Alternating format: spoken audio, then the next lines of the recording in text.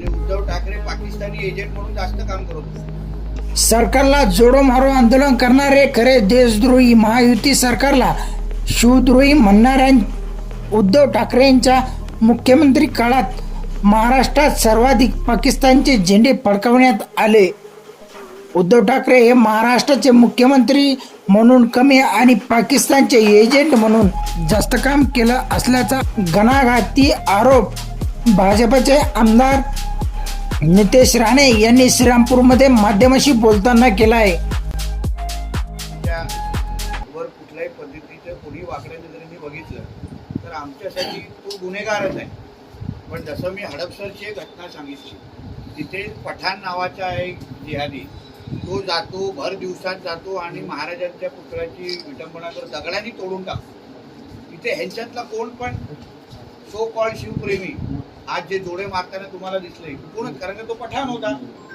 आणि आज हा आपटे आहे, ज्याला त्याच्यावर केस पण होणार, त्याला शिक्षा पण भेटणार आणि उरलं सुरलं आम्ही पण त्याला आपटणार. पण तो आपटे आहे, तो हिंदू आहे म्हणून त्याला वेगळा न्याय, आणि तो पठाण होता, तो जिहादी होता म्हणून त्याला वेगळा न्याय. म्हणून माझं असं म्हणणं आहे की आजच्या जोडे मारो आंदोलनामध्ये सगळ्यांना जे जे शिवद्रोही आहेत त्या सगळ्यांना अगर जोडे मारले असते तर त्याला आजच्या सकाळच्या आंदोलनामधून राजकारणाचा वास आला नसता. औरंगाबादचे पिल्लावळ त्यांनी दुसऱ्यांना शिवद्रोही बोलू नये.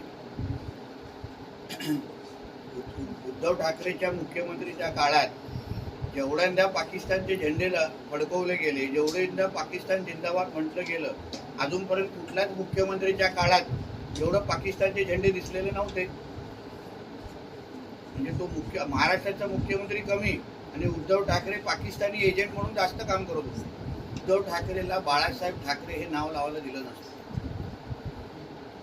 बाळासाहेब एक मॅड हिंदू होते, कडवट हिंदू होते. हिंदुत्वासाठी बाळासाहेब तडजोड करायचे नाही. आमचे वडील 39 वर्ष त्यांच्या जवळ राहिलेले आहेत. आणि आजचा जो काही उद्धव ठाकरे नावाचा व्यक्ती दिसतोय त्याचा आणि बाळासाहेबांच्या रक्तामध्ये काही संबंध नाही.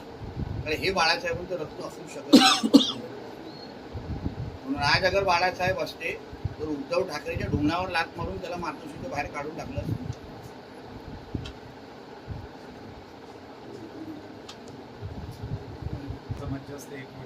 पण रामगिरी महाराज जे बोलले ते मुसलमान समाजाचे असंख्य बुद्धिजीवी आणि विचारवंत बोलून गेलेले आहेत. जाकीर नाईक बोलून गेलेला आहे, त्याच्यातले 10 तरी किमान मौलवी आणि आम्ही तुम्हाला विचारवंत आणि बुद्धिजीवी त्यांच्यातले दाखवू शकतो जे रामगिरी महाराजांचेच वक्तव्य त्यांनी वारंवार वापरलेलं आहे. मग रामगिरी महाराजांची चूक कुठे आणि रामगिरी महाराजांनी काय वेगळं बोललेलं आहे? म्हणून हे रामगिरी महाराजांपुरता विषय नाही आहे, पण हिंदू समाजाला आपली ताकद आणि डिवचण्याचा हा प्रकार आहे, त्याचं उत्तर हिंदू समाज योग्य पद्धतीने देईल. आणि म्हणूनच तुम्हाला आमच्या सकल हिंदू समाजाचा प्रतिसाद बघा. लोक आमच्या हिंदू समाज पण चिडलेला आहे. हिंदू समाजाने तिसरा डोळा उघडला ना, हे आता किडे मुकोडे सारखे बाजूला पडतील. म्हणून ही सगळी जी हिंमत आहे ना पाकिस्तानमध्ये दाखवा, आमच्या हिंदुस्थानमध्ये नाही. मुस्लिम समाज पहिल्यासारखं आक्रमक दिसत नाही आंदोलनात, हवा निघालेली आहे. त्याच्यामुळे तुमचं जो आपलं हिंदू मोर्चामुळे त्यांनी एकदम ती भूमिका केली. त्याचं काही उद्रेक भविष्यात होऊ शकतो. उद्रेक करण्याची हिंमत करावी, उद्रेक करण्याची हिंमत करावी. मग आम्हाला विचारांची लढाई विचारांनी लढाईसाठी आम्ही तयार आहोत आणि तलवारीची लढाई तलवारीने लढाईसाठी आम्ही तयार आहोत. हिंदूंचे विचार करून बाहेर यावं, कारण त्या संख्येने आम्ही देशामध्ये 90% आहोत. हे लोक मोजून 10-12% आहे. शिंकलो तरी संपून जातील. हात उचलणार आमची गोष्ट. हा जो व्यापार म्हणजे लव जिहाद करण्याचं एक साधन. तिथे आमच्या माता भगिनी ज्या येतात त्यांचे नंबर घेणं, मग त्यांचे नंबर कुठल्या तरी त्यांच्या रोड रोमिओला देऊन टाकणं, हे त्याचे प्रकार आहेत. म्हणून मी ह्या सणासुदीच्या निमित्ताने तुम्ही एक चांगला प्रश्न विचारला म्हणून मी माझ्या हिंदू समाजाला आवाहन करीन की तुम्ही या सणासुदीच्या निमित्ताने जे काही तुम्हाला खरेदी करायची आहे ते हिंदू व्यापाऱ्यांकडूनच घ्या, हिंदू विक्रेत्यांकडूनच घ्या. कारण का तुम्ही जेवढे पैसे या जिहादींच्या खिशात भराल तोच पैसा आपल्या हिंदू धर्माला संपवण्यासाठी हे लोक वापरतायत. त्याचे 100 तरी तुम्हाला उदाहरणं मी देऊ शकतो. म्हणून मुळात ह्यांचा व्यापार हा हिंदूंच्या जोरावर हे लोक उभं करतात आणि हिंदूंना संपवतात. म्हणून हिंदू, आमच्या माता भगिनी आणि आमच्या समाजाने ह्यांच्याकडून एकही रुपयाचं सामान घेऊ नये एवढं आपल्या माध्यमातून मी समाज बांधवांना आवाहन करेन. आणि उद्रेक बिद्रेक करून बघावं, आम्ही पण तयारीमध्ये बसतोय.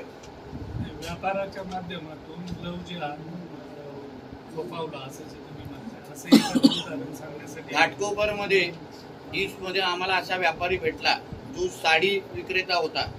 तो तिकडच्या आमच्या माता भगिनींना, भाभी जी कल अगले हफ्ते ना गुजरात की साड़ी आने वाले, जरा आपका नंबर दो ना, मैं आपको जरा डिझाईन भेजता हूँ. असं करून तिचा नंबर घ्यायचा आणि मग 3 दिवसानंतर एक मुमरावाला तरुण मुलगा तिला मेसेज करायचा. हे तिन्ही आम्हाला सांगितलेले विषय आहे.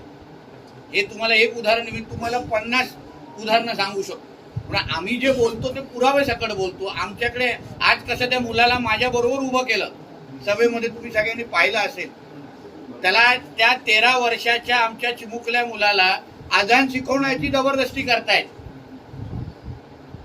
म्हणजे आम्ही जे लव जिहाद बोलतो, आम्ही जो लँड जिहाद बोलतो, ह्याच्या मागे आमच्याकडे असलेले पुरावे भेटलेले आम्हाला लोक, विटनेसेस, त्या आधारे आम्ही हे आरोप करतोय. आम्हाला उगाच कुठल्या धर्माची आम्हाला बदनामी करायची नाहीये.